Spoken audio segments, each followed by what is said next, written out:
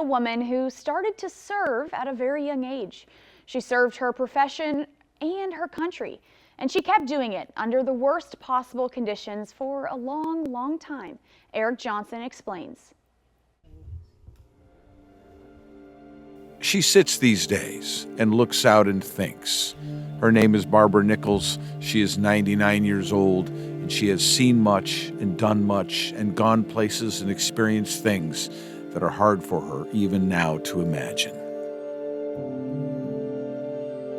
When the occasion calls for it, she still wears her uniform proudly. And to countless men long ago in far-off places, men with ravaged bodies and busted souls, she has been something akin to a living angel on this earth.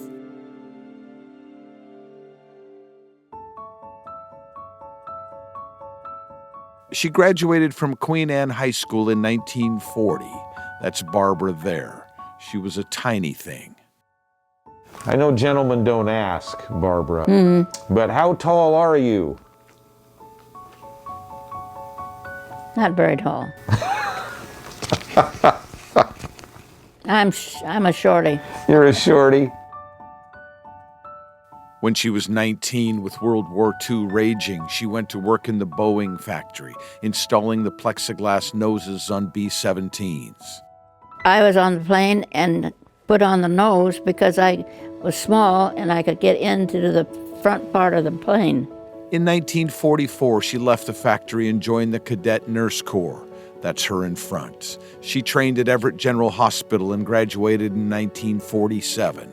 Her first assignment was at Madigan General Hospital at Fort Lewis. I was in the operating room at the time, doing a lot of the surgery.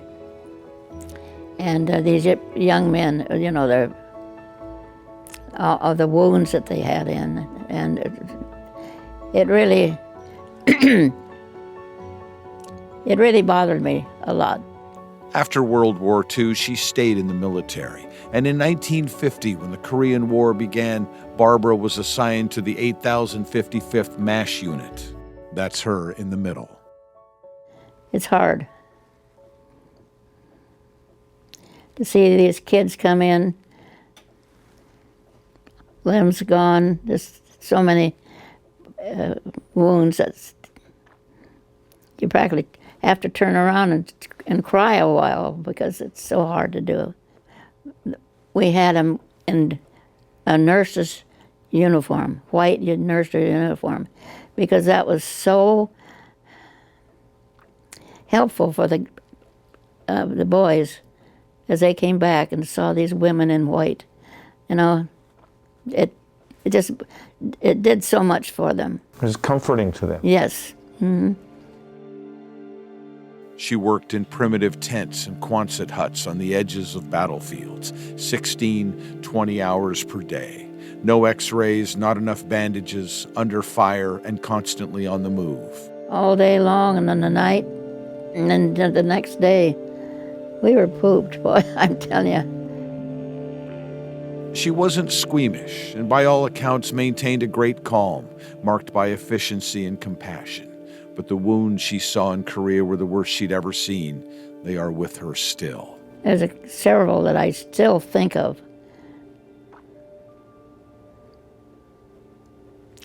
It's hard to think, bring it up again because it was so, the wounds that he had, and he was still alive. It's amazing. She was eventually named chief nurse of the U.S. Army's 3rd Hospital. These days, Barbara walks the halls of Panorama Convalescent Center in Lacey, Washington, with her friend and caregiver, Michelle. She wears more than the uniform. She still wears her dog tags. Yeah. Well, I figure that if anything should happen, you know, I'm identified. 2 kinds. There are 3 of them, one for each war she served in. Yes, there was a 3rd war. After World War II and then the Korean War, Barbara stayed in the Army. When the Vietnam War broke out, she was sent to a field hospital 250 miles north of Saigon. The equipment had improved. The wounds were just as bad or worse. For a 3rd war, she continued her life's work, patching up human beings.